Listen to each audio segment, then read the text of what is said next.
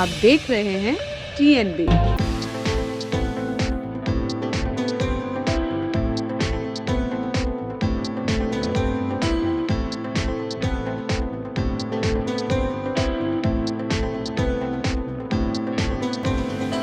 नमस्कार, TNB में आपका स्वागत है।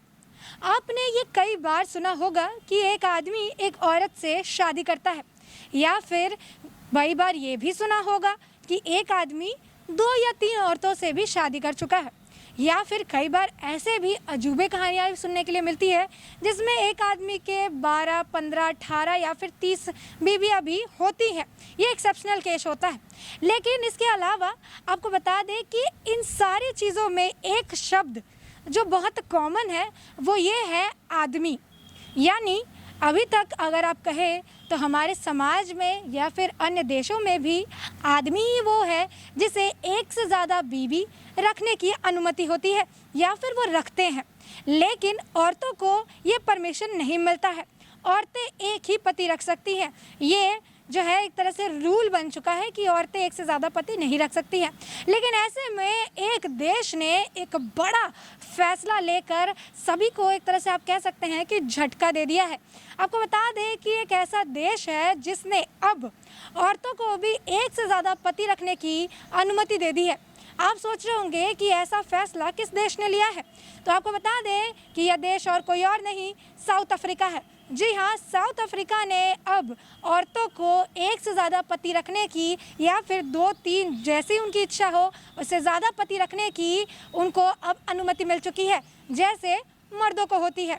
ऐसे में आपको बता दें कि ये जो फैसला है, या यूँ कर सकते हैं कि ये जो एक कदम है, ये कंट्री के होम अफेयर डिपार्टमेंट की तरफ से रखा गया है, जिसके तहत वो जो पुराने मैरिज एक्ट है उसको खारिज करके एक नया मैरिज एक्ट कानून जो है वो लाना चाहते हैं, क्योंकि उनके हिसाब से जो पुराना मैरिज एक्ट कानून है वो सही नहीं है। क्योंकि वहाँ पर मर्दों को तो एक से ज़्यादा बीवियाँ रखने की इजाज़त होती है, लेकिन जो औरतें हैं उनको एक से ज़्यादा पति रखने की इजाज़त नहीं होती है, और उनके हिसाब से ये इक्वालिटी नहीं है।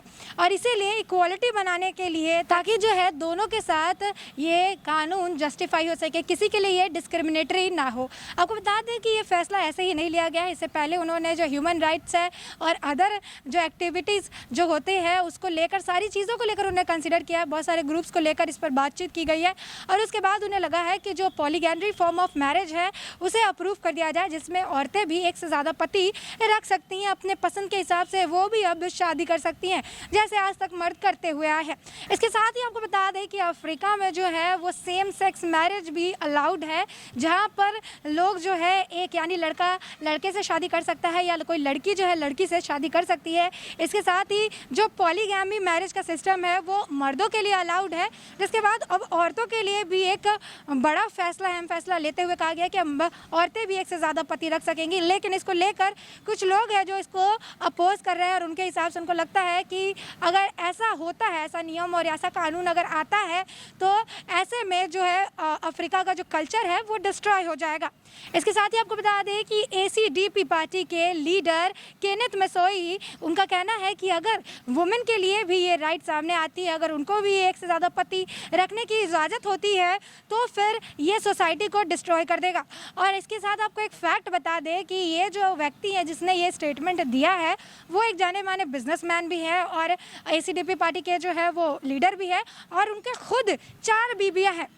तो उनके पास खुद जो है अपनी 4 वाइफ है। और उसके बाद वो औरतों के लिए ऐसा कह रहे हैं कि अगर औरतों को ये मतलब कानून अगर ऐसा लागू होता है तो औरतें सोसाइटी को डिस्ट्रॉय कर देती है या डिस्ट्रॉय कर देंगी। तो ये एक बड़ा सवाल खड़ा करता है कि जहाँ पर वो 4 बीवी रख सकते हैं, लेकिन औरतों को एक से ज़्यादा पति रखने की इजाज़त नहीं होनी चाहिए, क्योंकि उनके 4 बीवी रखने से सोसाइटी डिस्ट्रॉय नहीं होती है। लेकिन एक अगर औरत एक से ज़्यादा मतलब पति रख ले तो सोसाइटी डिस्ट्रॉय हो जाती है, ये उनका कहना है।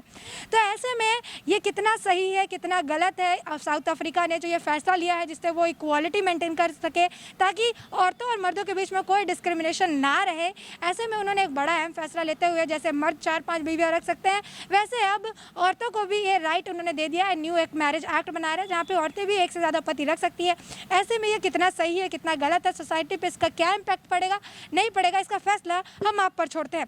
तब तक के लिए देश और दुनिया से जुड़ी और अपडेट्स के लिए TNB के साथ बने रहें। खबरों में फिलहाल इतना ही। देश और दुनिया की और ताज़ा अपडेट्स के लिए लॉगिन करें www.thenationalbulletin.in।